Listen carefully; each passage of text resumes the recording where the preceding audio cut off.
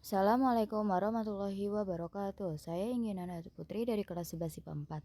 Di sini saya akan menjelaskan tentang materi tentang Sumpah Pemuda dan Jati Diri Keindonesiaan. Yang pertama itu adalah latar belakang. Pertama itu politik etis, pers pembawa kemajuan dan bangkitnya nasionalisme. Politik etis adalah kebijakan politik baru yang diterapkan oleh pemerintah kolonial Belanda pada awal abad ke-20. Ada 3 program politik etis yaitu irigasi, edukasi, dan transmigrasi. Dari program-program ini akhirnya ruh kebangsaan lahir di tengah-tengah rakyat. Kebijakan pemerintah kolonial Belanda mendorong untuk menguasai seluruh wilayah Nusantara. Daerah-daerah kolonial yang masih terpisah disatukan dalam penerapan administrasi baru yang berpusat di Batavia. Serangkaian tindakan Belanda tersebut telah menimbulkan perlawanan dari pihak bangsa Indonesia. Pers pembawa kemajuan. Pada awal abad ke-20, para priai baru menuangkan gagasannya melalui pers atau media cetak mengenai isu-isu perubahan. Isu-isu yang dipopulerkan yaitu terkait dengan peningkatan status sosial rakyat Bumi Putra dan peningkatan kehidupan di bangsa sosial, ekonomi, budaya, dan politik. Berkat peran pers akhirnya rakyat mulai berpikir untuk maju. Kemajuan saat itu diartikan dengan pendidikan, pencerahan, peradaban, modernisasi, dan kesuksesan hidup. Pada dekade itu ditandai dengan jumlah penerbitan surat kabar berbahasa Melayu yang mengalami peningkatan. Orang-orang pertama yang ikut dalam dunia pers saat itu adalah orang Indo seperti H.C. Klokener, Brouson, dan Bintang Hindia, F. Wigger dari Bintang Baru, dan G. Prancis. Pemberitaan Betawi bermunculnya media cetak itu segera diikuti dengan munculnya sejumlah jurnalis Bumi Putra lainnya. Yang ketiga ada bangkitnya nasionalisme. Pada awal abad ke-20, paham nasionalisme memasuki wilayah Indonesia. Perlu diingat bahwa dengan pelaksanaan politik etis telah mendorong lahirnya kaum muda terpelajar. Pemikiran mereka semakin rasional, wawasannya semakin luas dan terbuka sehingga memperlancar berkembangnya pemahaman baru di Indonesia.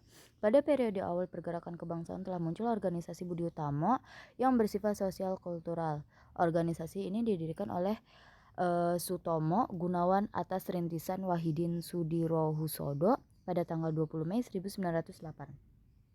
Tujuannya untuk mengumpulkan dana guna membantu kaum Bumi Putra yang kekurangan dalam menempuh pendidikan. Organisasi yang berikutnya adalah Sarekat Islam tahun 1909.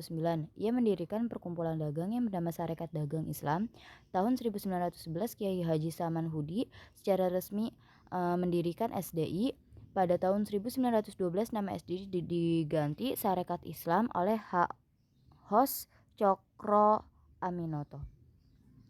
Yang kedua itu adalah Sumpah Pemuda Tonggak Persatuan dan Kesatuan. Yang pertama itu ada Federasi dan Front Kulit Sawo Matang. Organisasi-organisasi pergerakan nasional banyak sekali bermunculan pada sekitar tahun 1920-an. Organisasi pergerakan tersebut memiliki ideologi yang sama, yakni memperjuangkan kemerdekaan Indonesia dalam gagasan tentang sebuah federasi yang menaungi persatuan organisasi pergerakan nasional tercipta dari pemikiran Soekarno, Hatta, dan Sukiman. Diawali organisasi Budi Utomo Hatta pada mulanya menyampaikan gagasan tentang perlunya Front Sawo Matang atau Federasi Organisasi Kebangsaan untuk melawan Front Putih atau pemerintah kolonial Belanda. Soekarno mulai melakukan realisasi untuk membentuk front bersama pada 1927. Soekarno merasa yakin jika persatuan bisa diwujudkan, maka perjuangan kemerdekaan pun akan mudah terlaksana. Pada 17-18 Desember 1927 diadakan rapat di Bandung untuk membahas secara resmi gagasan tentang federasi politik dan Front Sawo Matang. Yang kedua itu ada cita-cita persatuan. Munculnya elit baru di kalangan kaum muda terpelajar telah melahirkan pemahaman baru, yakni tentang kebangsaan. 7 tahun setelah didirikannya Budi Utomo, pemuda Indonesia mulai bangkit meskipun dalam loyalitas kedaerahan seperti telah disinggung di depan bahwa pada tahun 1915 telah lahir organisasi pemuda yang pertama, Trikoro Darmo. Trikoro Darmo ini diharapkan menjadi wadah pembinaan generasi muda untuk menjadi pemimpin nasional yang memiliki rasa cinta tanah air. Sejarah Indonesia, organisasi Trikoro Darmo dirasakan pada anggotanya cenderung Jawa sentris, terutama Jawa Tengah dan Jawa Timur. Oleh karena itu, dalam kongresnya di Solo pada 12 Juli 1918, nama Trikoro Darmo diganti menjadi Jong Java, yang berarti Jawa Muda. Harapannya masyarakat dan komunitas Sunda di Jawa Barat dan juga kaum Betawi bisa bergabung dengan Jong Java. Yang ketiga itu ada satu nusa, satu bangsa, dan satu bahasa. Nah, berbunyinya itu yang pertama, kami putra-putri Indonesia mengaku bertumpah darah yang satu, tanah Indonesia. Kedua, kami putra-putri Indonesia mengaku berbangsa yang satu, bangsa Indonesia. Dan yang ketiga, kami putra-putri Indonesia menjunjung bahasa persatuan bahasa Indonesia. Selanjutnya itu adalah nilai-nilai penting Sumpah Pemuda. Yang pertama itu nilai persatuan. Peristiwa Sumpah Pemuda yang dihadiri oleh perhimpunan dan organisasi daerah dari seluruh Indonesia menandakan adanya persatuan dalam proses perjuangan kemerdekaan Indonesia. Yang kedua ada nilai demokratif. Kongres Pemuda merupakan bentuk dari implementasi demokrasi di kalangan rakyat Indonesia. Yang ketiga adalah nilai patriotisme. Deklarasi Sumpah Pemuda memunculkan rasa patriotisme pada bangsa Indonesia. Sumpah Pemuda mampu memberikan alasan yang kuat bagi seorang untuk mencintai tanah air dan rela berkorban demi mempertahankan bangsa dan negaranya. Dan yang keempat itu sebagai kemandirian dan tanggung jawab. Sebagai bangsa yang mandiri dan berdaulat, setiap sikap yang dilakukan dalam berbangsa dan bernegara harus diikuti dengan tanggung jawab. Nah, yang ketiga itu ada penguatan jati diri keindonesiaan. Yang pertama itu adalah politik untuk kesejahteraan kejayaan. Pada tahun 1912 berdiri di organisasi perempuan pertama di Jakarta yaitu Putri Mardika. Tujuan organisasi adalah untuk membantu bimbingan penerangan pada gadis Bumi Putra dalam menuntut pelajaran dan mengemukakan pendapat di muka umum serta memperbaiki hidup wanita sebagai manusia yang mulia. Kemudian pada tanggal 22 sampai 25 Desember 1928, organisasi wanita mengadakan Kongres Perempuan Indonesia I di Pendopo Joyodipuro yang dipimpin oleh Nyai Raden Ajeng Sukanto. Tujuannya kongres adalah menjalin persatuan di antara perkumpulan wanita dan memajukan wanita. Adanya Kongres Perempuan Indonesia I dan meningkatkan gerakan organisasi wanita telah mendorong bagi kemajuan perjuangan bangsa Indonesia untuk mencapai kejayaan menuju cita-cita kemerdekaan. Yang kedua itu adalah pemuda yang berpolitik. Pada mulanya, perkumpulan Indonesia Muda tidak diperbolehkan terlibat dalam politik. Tekanan pemerintah terhadap larangan berpolitik mendorong anggota Indonesia Muda untuk mendirikan perkumpulan lain, bahkan tersebar di berbagai organisasi politik atau golongan yang ada. Pada 1931, orang-orang PNI baru di Malang mendirikan Suluh Pemuda Indonesia yang bercorak Marhain. Partindo di Jogja mendirikan Persatuan Pemuda Rakyat Indonesia atau Perpri.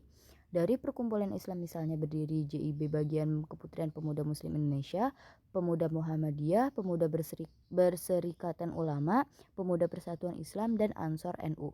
Para pemuda Kristen misalnya lahir Persatuan Pergerakan Pemuda Kristen, sementara 225 Sejarah Indonesia Pemuda Katolik melahirkan Pemuda Katolik dari Partai Politik Suluh Pemuda Indonesia, Barisan Pemuda Gerindo, Jajasan Obor Pasundan. Perkumpulan lainnya seperti Taman Siswa. Yang ketiga itu adalah nasionalisme yang revolusioner. Pernyataan Sumpah Pemuda membawa dampak yang luas pada masyarakat untuk menumbuhkan nasionalisme yang kuat. PNI bersifat revolusioner. Partai Nasional Indonesia yang berdiri pada tanggal 4 Juli 1927 terus menggelorakan program-program perjuangan. PNI terus melancarkan kritik tajam terhadap kekejaman kolonialisme dan imperialisme. Oleh karena itulah PNI di bawah Insinyur Soekarno terus mendapat tekanan dari Belanda. Oleh karena aksi-aksi radikal terhadap pemerintah Belanda, Soekarno ditangkap dan diadili. Menjelang vonis pengadilan dijatuhkan, Soekarno sempat mengucapkan pidato pembelaan untuk membakar semangat para pejuang.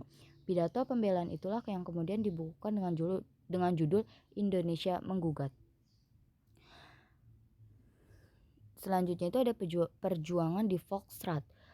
Untuk melanjutkan perjuangan pada bulan Januari 1930 di Jakarta dibentuk fraksi baru dalam Volksraad yang bernama Fraksi Nasional. Ketua